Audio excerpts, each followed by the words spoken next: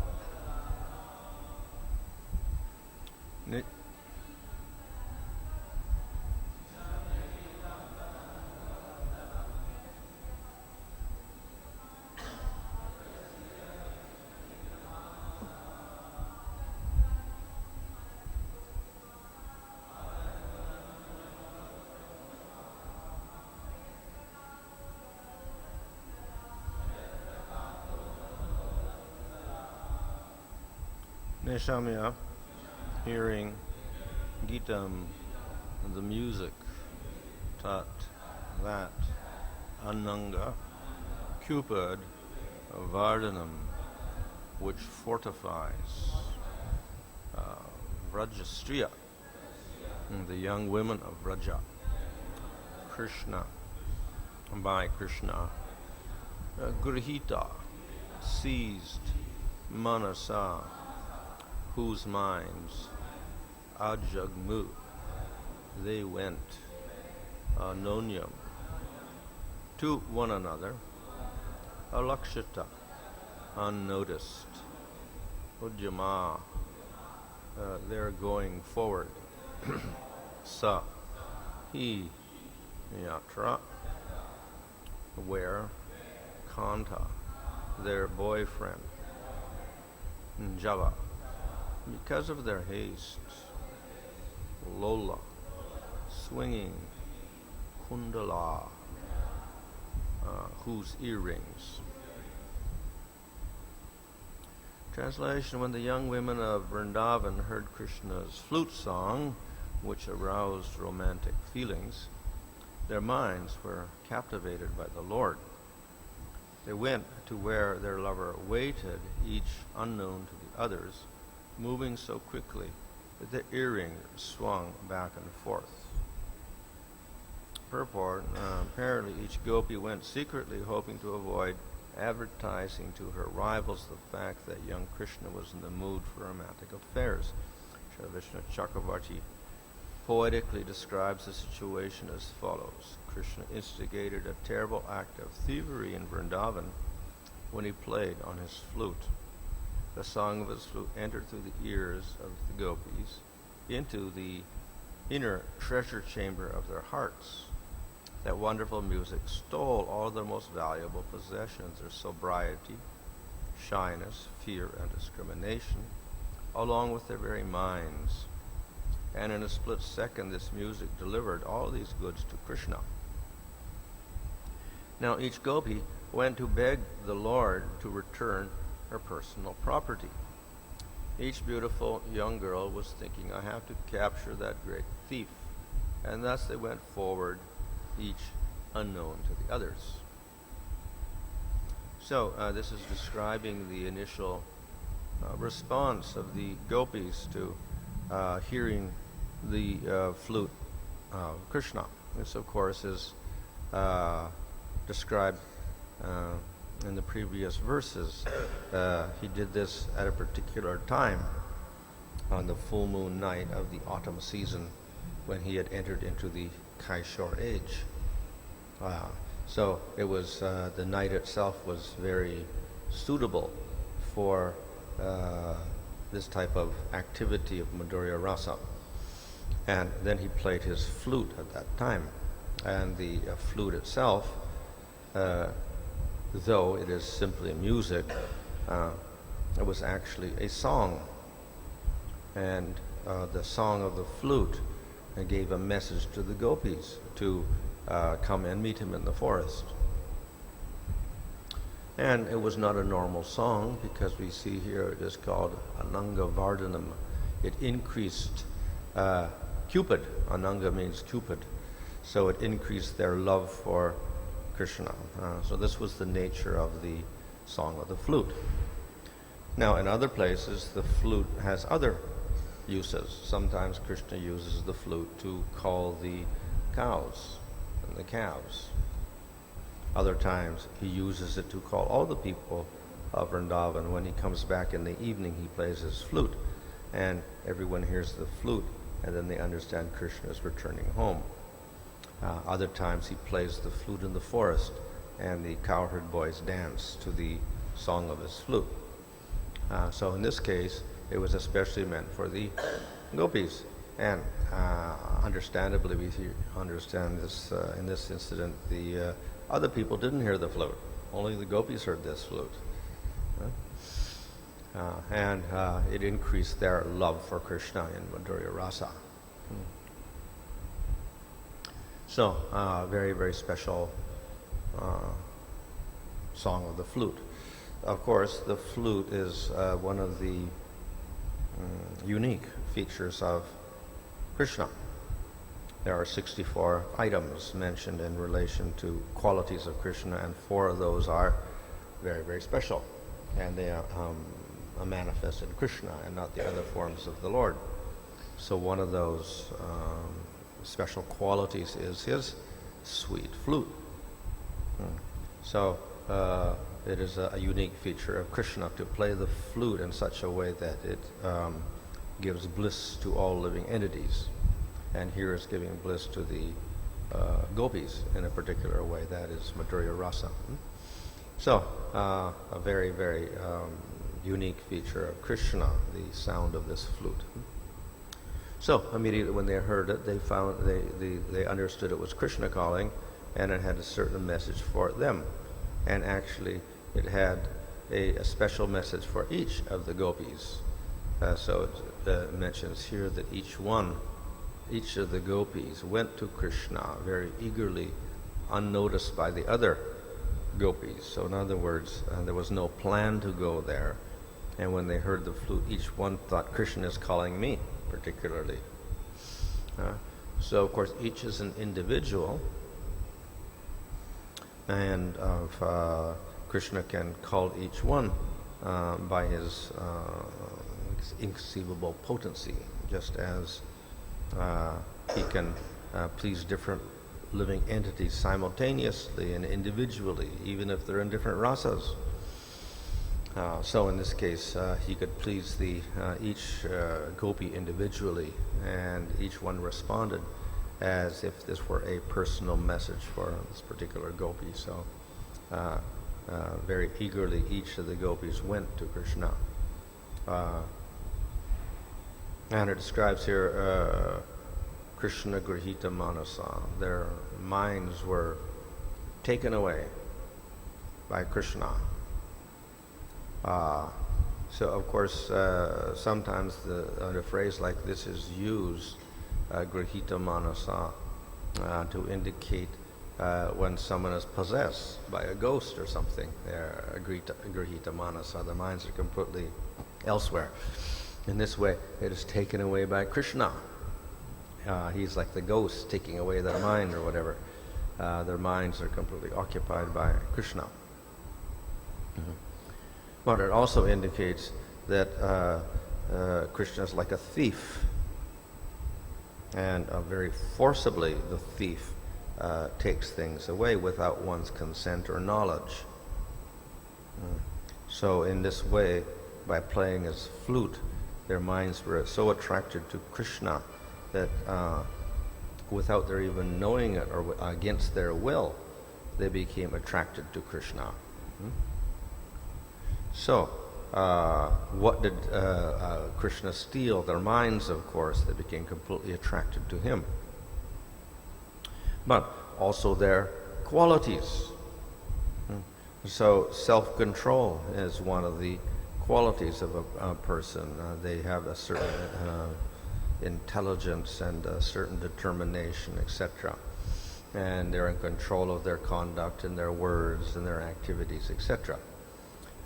So that sense of self-control was taken away by Krishna, so that they did all sorts of things which they normally didn't do.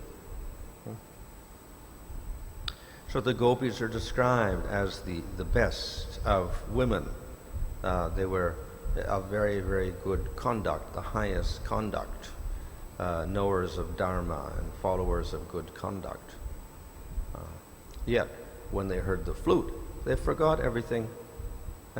And against the rules, it describes later that they were doing different activities in their houses, but they give up those activities completely. And they went to Krishna, even against the objections of the parents and the husbands, etc. They went out to Krishna. So their sense of self-control was completely absent here. So therefore, Krishna has taken away their self-control. And of course, they were supposed to be very shy in front of others. Yet now they acted very boldly and explicitly in front of everyone. They just walked off to the forest. So they lacked shyness and fear. Generally, they have some sense of fear of their parents because they will get scolded when they act in this way. But they gave up that fear. And there's fear of criticism from society in general. Why are you leaving the house like this in a passionate mood? But they forgot that also. So in this way, they seem to have lost their minds completely, and they lost all sense of control, as if possessed by a ghost or whatever like that. So the reason was that they were simply attracted to Krishna. So the whole process of devotion is meant to develop more and more attraction for the Lord. So it is described that the main rule of bhakti for all these different engagements and hearing and chanting, etc., is to remember the Lord at all times and never forget Him. So why do we remember the Lord? Because of attraction to the Lord. And because we remember Him and we're attracted to Him, we never forget Him. So as one advances in sadhana bhakti, then one becomes more attracted to the Lord and less attracted to other things. And if one reaches prema, then one has 100% attraction to the Lord and zero attraction for anything else. So in that state, then automatically, when there's anything related to Krishna, one's mind is immediately attracted to that. So in this case, it was the sound of the flute. So this is what we call udipana. It is a stimulus for the love of the gopis. We see Lord Chaitanya in his pastimes in Puri. When he saw the cloud in the sky, the dark cloud, then he remembered the color of Krishna, and he went into ecstasy because of that. So the more one is attracted to the Lord, whatever one sees reminds one of Krishna, and one develops ecstatic love. So there's nothing wrong with this, being more and more attracted to Krishna. So actually everybody in the spiritual world is attracted to the Supreme Lord and not attracted to anything else, and they're always engaged in the Lord's service. However, there are also various degrees of that attraction for the Lord and intensity of that affection. And we see that it reaches the extreme degree in the gopis, in Madhurya Rasa. This is the highest attraction of all. That is not to say that Yasoda and Nanda and the cowherd boys are not attracted to Krishna. So, yes, they are. And the previous chapters have shown that. In the first 8 chapters of the 10th canto, we see Mother Yasoda is described and her attraction for Krishna is described. Very, very attractive. Then after that, the cowherd boys are attracted to Krishna. So each individual has his own type of attraction. But here, the gopis have the highest attraction for Krishna, in spite of the fact that they're all 100% attracted. It's a much greater attraction in Madhurya Rasa. So here the gopis have this particular type of attraction, very great attraction. So more than the others, their minds are attracted to Krishna, to the extent that others are thinking, oh, they must be crazy. Because they're acting in a most unreasonable way, and dropping everything and running off to the forest like this. So this, of course, is not meant as a criticism, ultimately, but as a praise for the love of the gopis. Why? Because nothing could impede their love and attraction for Krishna. So, in spite of obstacles, they overcame those obstacles and showed their attraction for Krishna. So, of course, there may be obstacles in any form of love, vatsalya or sakya or anything, and the devotees will overcome them. But here the obstacles are much greater. So what were the obstacles? The obstacles were their families. We don't find that there's any obstacle for the cowherd boys to go to Krishna. Every day their parents tell them, go, play with Krishna in the forest. And there's no obstacles for Mother Yasoda caring for Krishna, or Nanda caring for Krishna, or the elders caring for Krishna. They all freely do that. But we see the gopis cannot do that, and their love is very secret. Up to this stage, their love for Krishna is growing and growing, but they keep it secret, and now they have to keep it secret also. But suddenly, it doesn't become secret. They run off to the forest when everyone can see them. So they overcome this obstacle of the parents and the husbands and criticism from others to meet Krishna, which does not happen in the other types of devotees in Vrindavan, but it happens to the gopis. So they overcome that obstacle, which is very difficult for them to overcome because they are the best of women. So they know proper conduct. But they overcome this obstacle of fear and dharma, etc., to meet Krishna. So that is the sign of the intensity of attraction to Krishna. So in this way they are Krishna grihita manasa.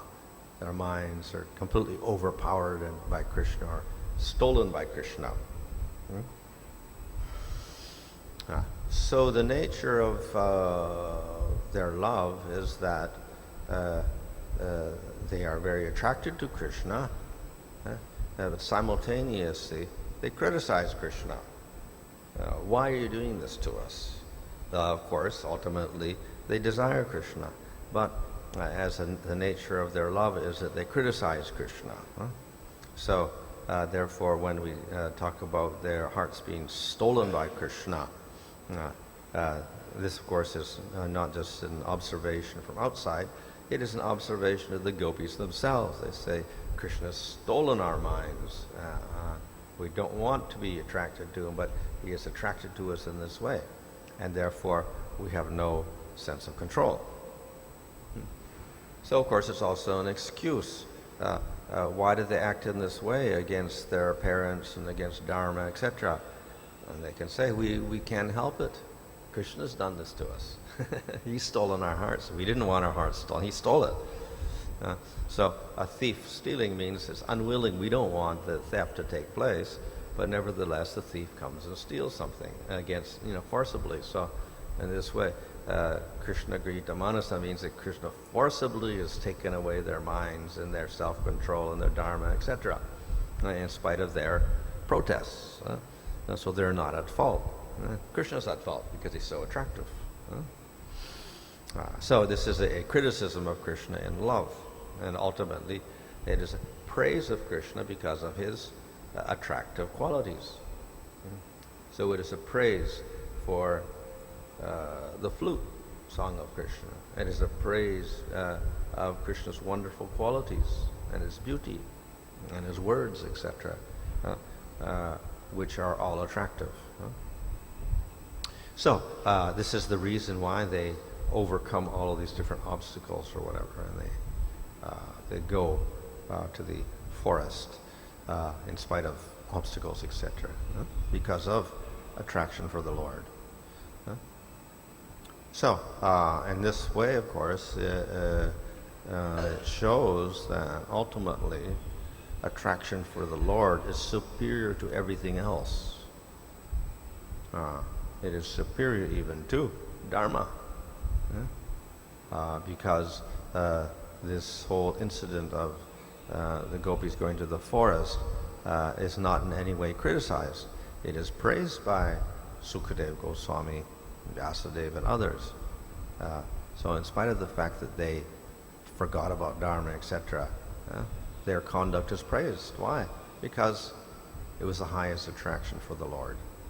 So this shows that attraction for the Lord is higher than even the concepts of dharma, etc.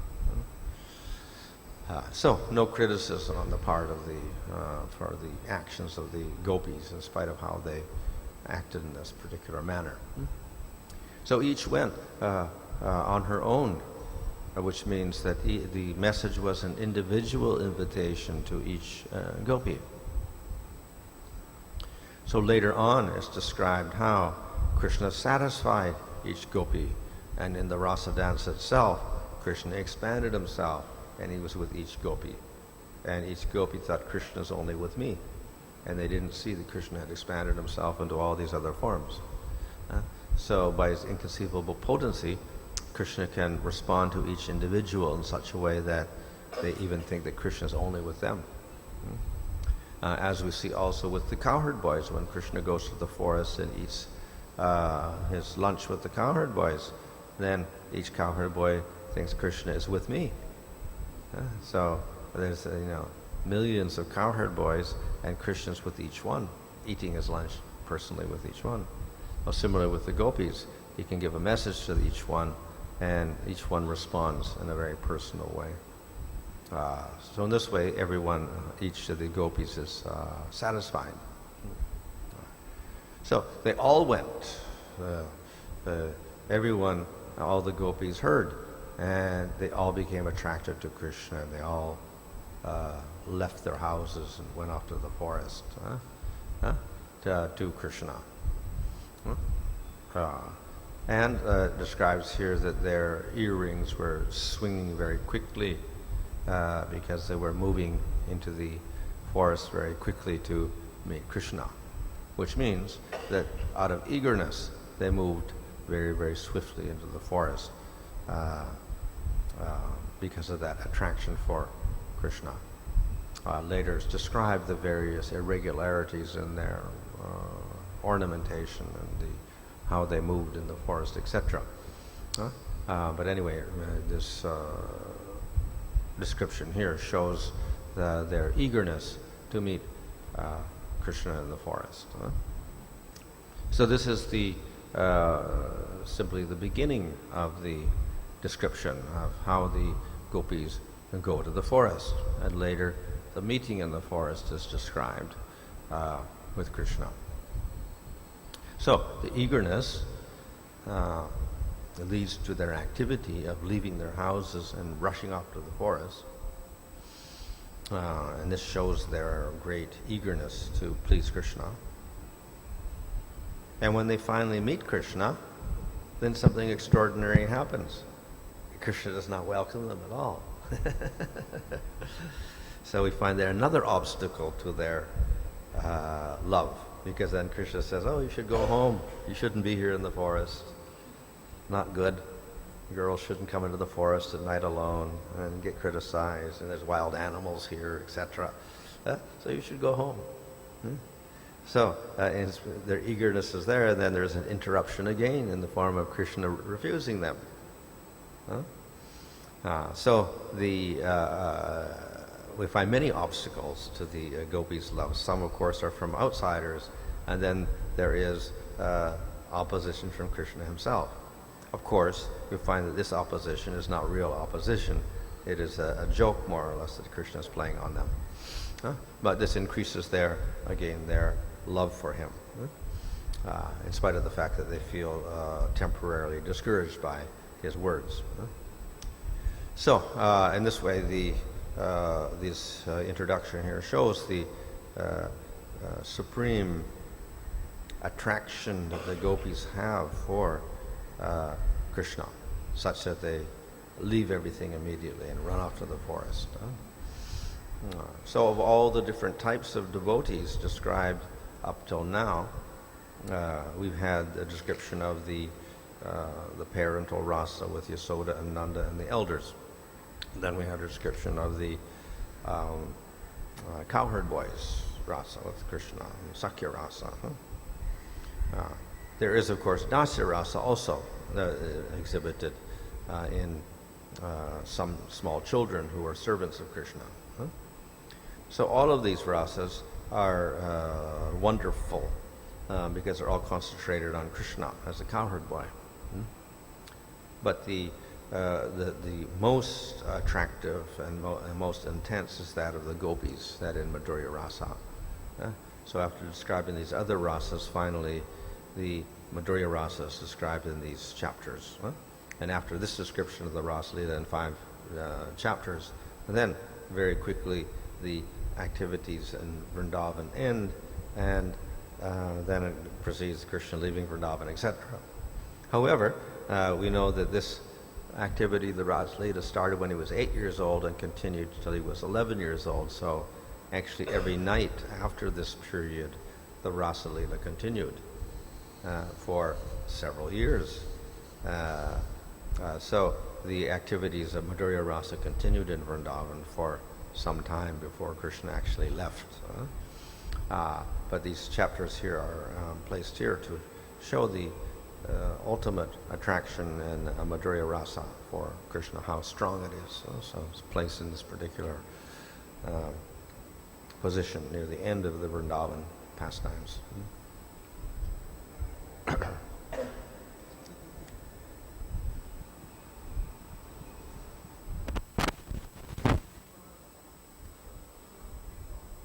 Huh?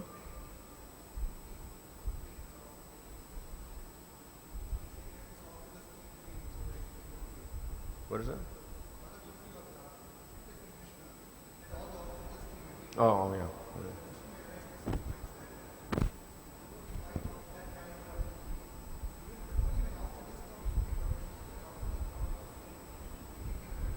Oh, well, of course, this type of sentiment is part of prema, where the obstacles and the appearance of lamentation actually is only part of prema.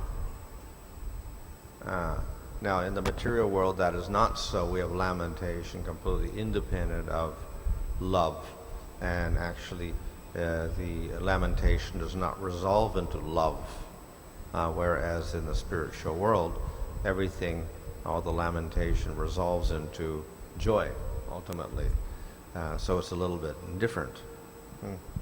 But even it says even the lamentation in the spiritual world is a type of joy, and therefore there's nothing wrong if they request more circumstances of lamentation. So it's an aspect of joy itself in prema. So that is, of course, the sentiment of those on the highest level when they're in prema.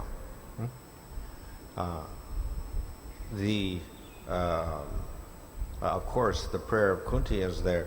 When we are in difficulty, then you come to us.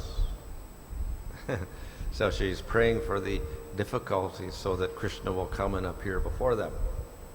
So this indicates the great eagerness to meet Krishna and see him and serve him directly. So for that reason, they pray for obstacles, etc. For one in sadhana, of course, generally we don't pray in that way because we haven't even met Krishna. But there's also a type of, the condition of the jiva itself is also a type of separation. And we see, for instance, in the case of Narada Muni.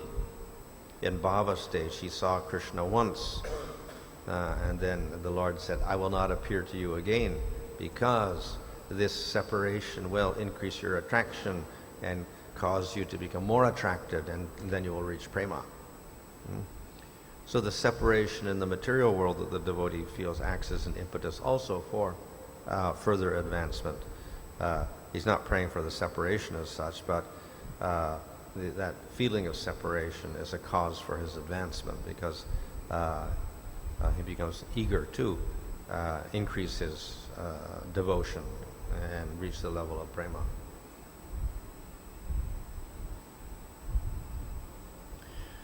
Can we understand that even though the Rajabasis faced obstacles to the demons who came to Vrindavan, they didn't feel there were obstacles because they were constantly thinking of Krishna. In our present case, kindly advise how devotees should treat obstacles when it comes. Well, yes, of course, the demons act as a stimulus for the love of the devotees. When they see the demon, then immediately they fear for Krishna, and they think of Krishna's safety. So it is you could say, the fear rasa is a secondary rasa to enhance the main rasa, and doesn't operate independently of attraction for Krishna. In the case of people in the material world, we have obstacles in the form of hostile people, hostile situations, unfavorable situations, etc.,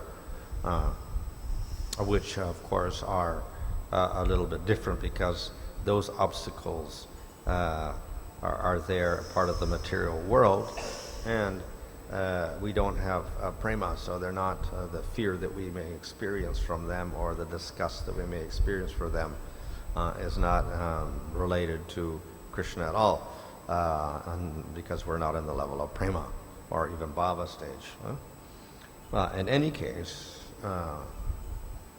the devotee feels that all the unfavorable circumstances and obstacles that are there are aspects of his karma, which are self-created due to previous activities, and thus mercy of the Lord, so that he can tolerate those situations and continue his devotional service.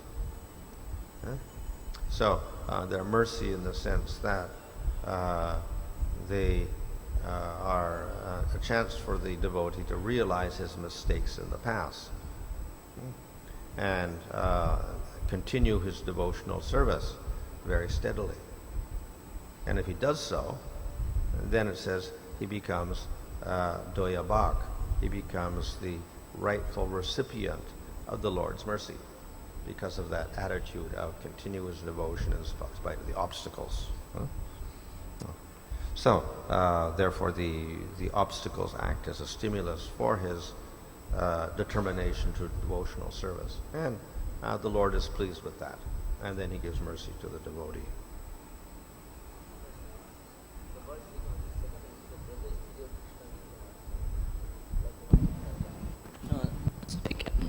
Our the mind of brothers to the woman of the brother. But we see even so many gopis also participate. So what is the difference between gopi and the Vraja Striya? Often Vraja Striya just means the gopis. Of course, it means in general all the women of Vrindavan, which could be the elders or even the small children, whatever.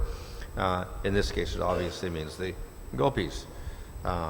Previously, the word gopi was used, and it meant even the elders. So the gopis had Vatsalya rasa. So the word gopi does not refer to the young gopis, but to the elders who had Vatsalya rasa. So similarly, the word striya is very general, and it could refer to anybody. But in this particular case, it refers to the gopis, because their love is the most exalted. So therefore, when they say the Vraja Striya, that means particularly the gopis who are of Kaishore age.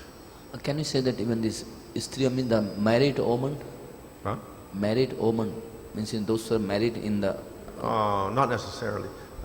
Some of them were unmarried, so we find that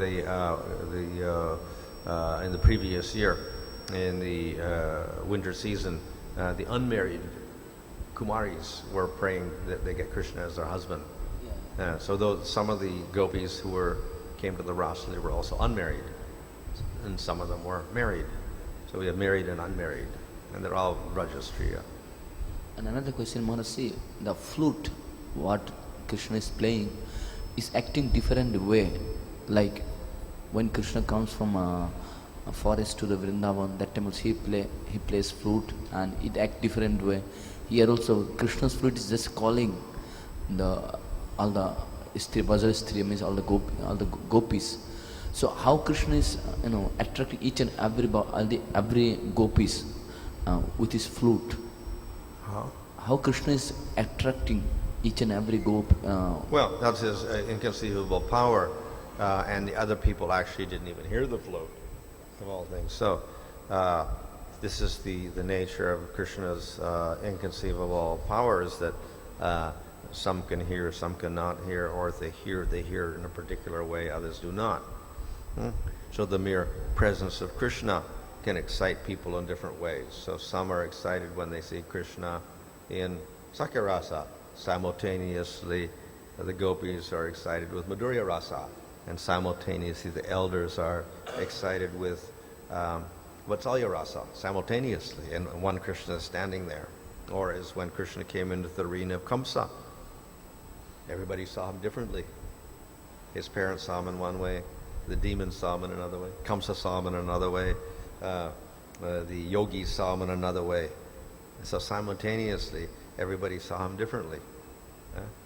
So the nature of Krishna is he can simultaneously reveal all rasas and all qualities to different persons. So here that flute is stimulating the love of the gopis, we can say. Yeah. Irrespective of the body, the flute was able to have an effect on the souls. For example, even the cows were attracted by Krishna's flute. The cows were also attracted. Yeah. But it is mean that all the cows were attracted, like the gopis, there were only few gopis who were attracted, not others. Only few of the Vraja Striyas were attracted. Well, all the young gopis were attracted. Does it hold that all the cows were attracted, or only a few of the cows were attracted? Well, in the forest, Krishna's herding the cows, so he calls the cows, so that means all of them are attracted to the flute at that time. Granthras